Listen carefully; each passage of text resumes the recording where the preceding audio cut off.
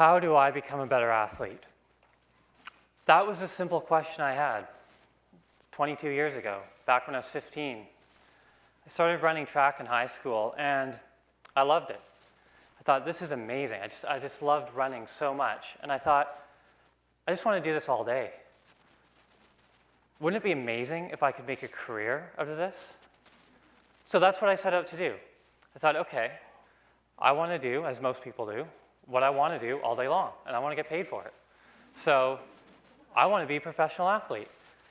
And of course, then I asked myself, well, how do I do that? What steps do I have to take to be a pro athlete? Obviously, I got to get better. I got to be much better than I was at 15 if I was going to be pro. So how do I improve? So what I started to do was look at what the top athletes in the world were doing. I looked at their training programs, and it really surprised me. I have to say, the top athletes in the world really didn't train that much differently from the average athletes. And of course, I thought they would. I thought that's what made the athlete, was the training, right? But it wasn't. There was something else going on there. When I looked into it, I found it was the time period in between the training that made the athlete, the recovery phase. So recovery, I realized at that very early age, was the key to this. If you can speed up recovery, of course, you can pack more training into less time. And of course, when you do that, you train more, you recover faster, you get results, and you get them quicker. So I started focusing on recovery and what constituted good recovery. How do I speed it? What do I do? How do I get my muscles, my cells to regenerate and renew themselves more quickly? And I knew that if I was to have any chance of having a pro career, this answer would have to be resolved. I would have to figure out how to do this. Good nutrition. That's what got me into the industry, is figuring out the answer to that question. There are other things, of course, that constitute good recovery and things that can help speed it along. Of course, there's massage, there's light training, there's stretching, there's yoga, there's all these things that are great, but nutrition. I found that good nutrition was the thing that really made the huge difference in recovery.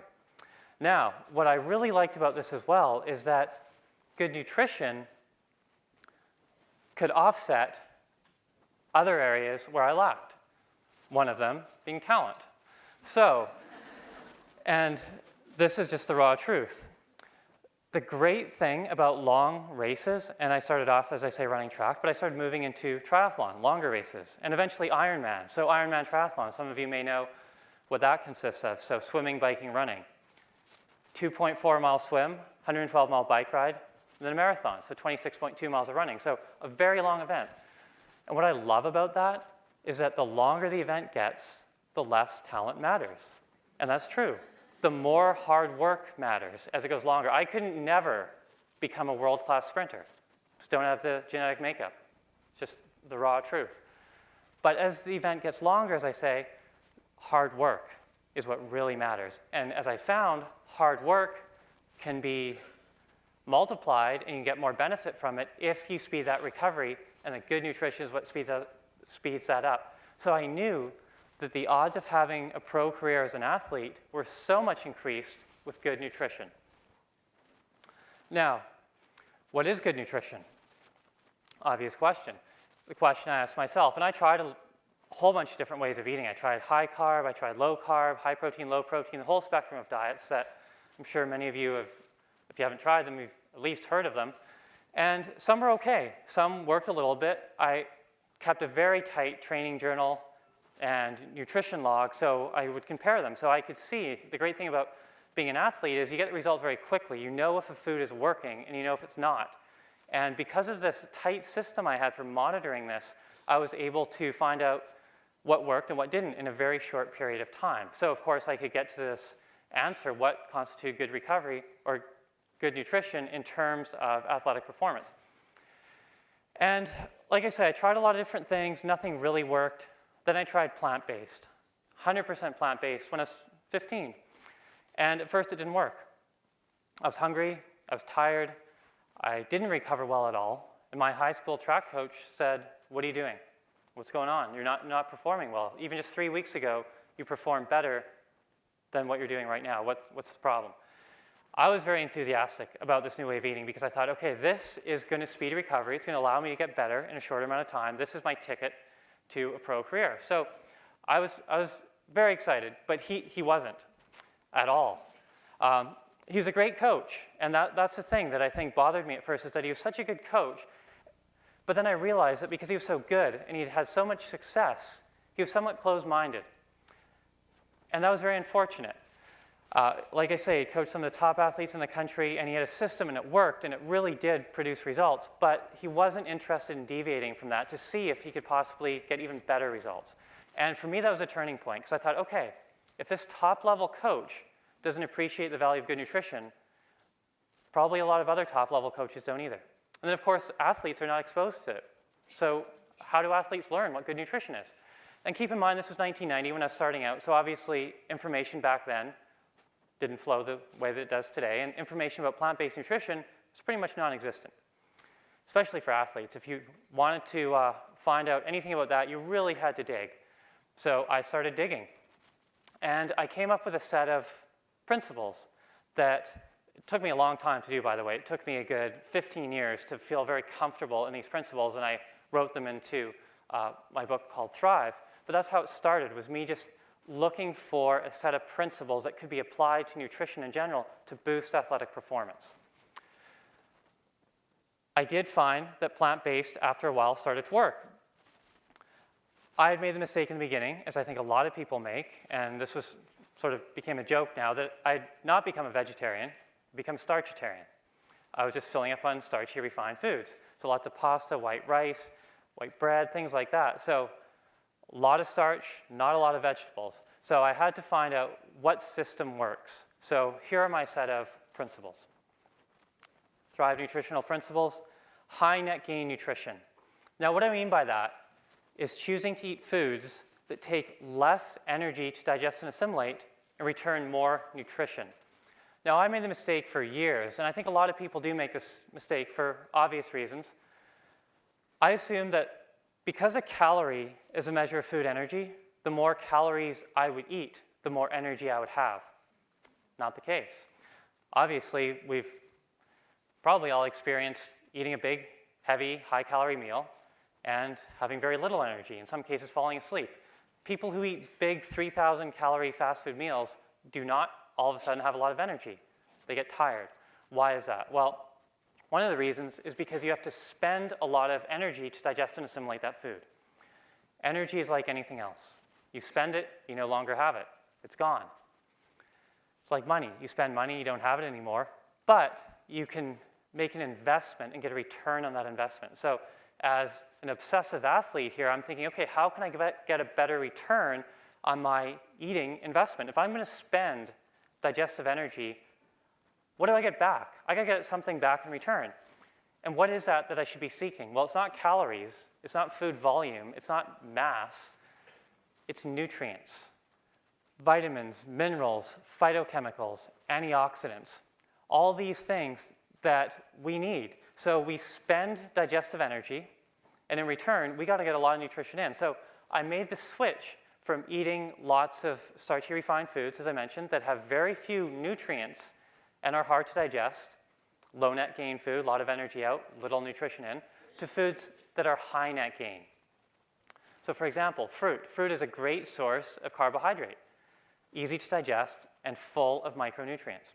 Also, things like pseudograins, amaranth, quinoa, buckwheat, wild rice, all those things, because they are seeds, technically, they're not grains, so they do digest for most people quite a bit more easily, and they actually have more protein as well, up to around 20% protein, whereas a pure grain would have much less than that.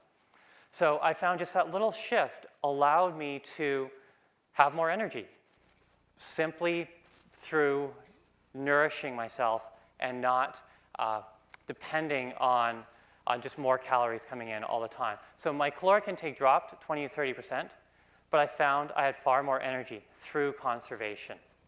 Another interesting point, too, is that now I wasn't always hungry. Now, as I mentioned before, I would go through that stage where I was just so hungry when I switched over. My hunger signal was now being turned off. When you get the nutrition in, you get the micronutrients in, that chemical hunger signal, that biological one that goes back to our earliest ancestors, turns off. Now, using white bread as an example, you could eat white bread all day long. Your stomach will physically fill up, but chemically, you're still going to be hungry. You're going to keep craving food because there's so few nutrients in that white bread. Of course, then the tendency is to eat more and then overconsume. And then, of course, what happens? Gain weight.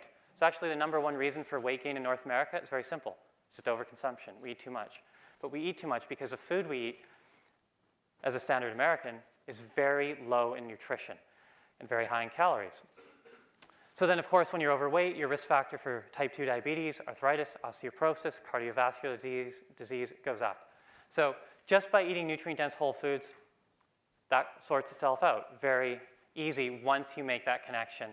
And for athletes, don't worry about calories. Just eat the nutrient-dense whole foods. It will sort itself out. Yes, when you work out, you will get hungrier. You'll need more food. So just eat more of the same food. So as I say, goal, more nutrition in, less energy out. High net gain nutrition. Sustainable energy, not through stimulation. Another big one. I made the mistake for years of not really understanding this, and I think a lot of people don't. Somewhat, again, a little bit counterintuitive unless you really dig into it. So reducing nutritional stress to boost energy long term. Now, stress is stress. Doesn't matter where it comes from, work-related, family-related, doesn't matter. The effect on the body is all the same. Cortisol, the stress hormone, goes up. When cortisol's high, a bunch of bad things happen. One, you physiologically cannot get into a deep phase of sleep called delta. So the problem is, of course, you wake up, you're still tired. What happens when you wake up and you're tired? You crave coffee, you crave sugar. They're stimulants, and they work. They give us energy right away. But it's short term. It's treating the symptom of fatigue. It's not treating the cause. You want to treat the cause, obviously, for it to be sustainable, for it to be long term. But as North Americans, it's very clear we're dependent on stimulants. You look around, you see all the coffee shops, the donut shops, because we are tired. And we're tired because we're not sleeping deeply. We're not sleeping deeply because of a high level of cortisol. And of course, easy answer is, well, reduce stress. But that's not realistic for a lot of people. You can't just quit your job. You can't just walk away from your family. You know, these things are maybe causing you stress. So how do you do that? Well, as I learned, and this is very encouraging when I found this out, that 40% of the average North American's total stress can be attributed to poor nutrition. It's huge. And we all control that. Obviously, you all make choices as to what we're going to eat. And if we can help reduce our stress, our overall stress, by good nutrient-dense whole foods, that's huge. And that allows us then to, if we're an athlete, to train more before we reach our stress threshold and have that stress spill over and cause us issues such as poor quality sleep, which, of course, then also slows the rate at which you can recover. So hormonal injury. Now, this was a term that an endocrinologist used with me back when I was first training a lot. And I'd been overtraining, and I actually started gaining weight. I was gaining about 1 pound every 3 weeks. And I thought, how can I be gaining fat when I exercise a huge amount? Doesn't make sense. And people said, well, you're eating more calories than you're burning. It's the only way it can be. And I thought, no, I'm eating a lot, but there's no way it's in excess of what I'm burning. It's burning a huge amount. But I tried their suggestion. I cut back the amount of food I was eating. I started gaining weight more quickly, about 1 pound every 2 weeks. I thought, how's that possible? Here I am training 35 to 40 hours a week, not eating much at all, and gaining 1 pound of fat every 2 weeks. Hormonal injury. It's actually very common. It's when cortisol, from whatever source of stress, mine was physical stress of overtraining, it could be emotional stress, it could be work, family, anything like that. Cortisol up, hormonal injury, they're all out of balance. When you have that injury, like I say, very difficult to sleep deeply. You won't get in that deep delta phase efficiently. And it'll be very hard to tone muscle and to lose fat. Extreme cases will gain fat. So if you see people at the gym, they're there on a regular basis, working out. You see them week after week, month after month, maybe even for years, you've seen the same people at your gym working out. They can't seem to make progress. They can't seem to lose those last 5 to 10 pounds or change their body shape. Now, if you were to go up to those people and ask them what the problem was, not suggesting you do that, but if you were, I think they'd be surprised. They wouldn't know why. The reason is, though, very likely, when you start looking at them as a person, not as a machine, calories in, calories out, but the concerns, the stresses, causing cortisol to go up and having that hormonal injury. So you may need to take a step back stop exercising for a bit, really clean up your diet. Plant-based, nutrient-dense, whole food diet, bring down your stress, reintroduce the exercise, and you'll tone muscle very quickly when that hormonal injury goes away. Alkaline forming. Another thing I think is really important. As an athlete, it's even more important. Acid-forming foods, so standard American diet, meat, dairy, synthetic vitamins, synthetic drugs, soda, white flour, highly acid-forming. What happens when you eat that is calcium gets pulled out of your bones to offset all the acidity coming in, to keep the blood at a neutral pH of about 7.35.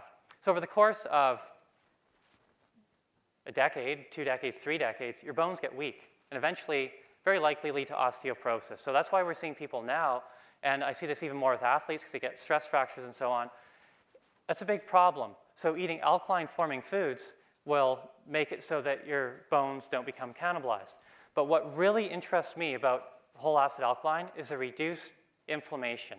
When you eat alkaline-forming foods, so the whole foods, the unprocessed foods, the green foods, anything that's green, that pigment in plants, it's chlorophyll, it's highly alkaline-forming.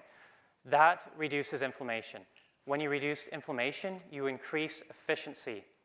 All of you athletes out there, you know how valuable that is. Think of all the muscle contractions in 10K, half marathon, marathon, triathlon. That's huge. Every single muscle contraction, if it's easier, if you don't apply as much energy or as much force, you don't spend the energy, you have more of it. So you're conserving with every contraction. That's significant. You can become a better endurance athlete overnight. Strength athletes, same thing.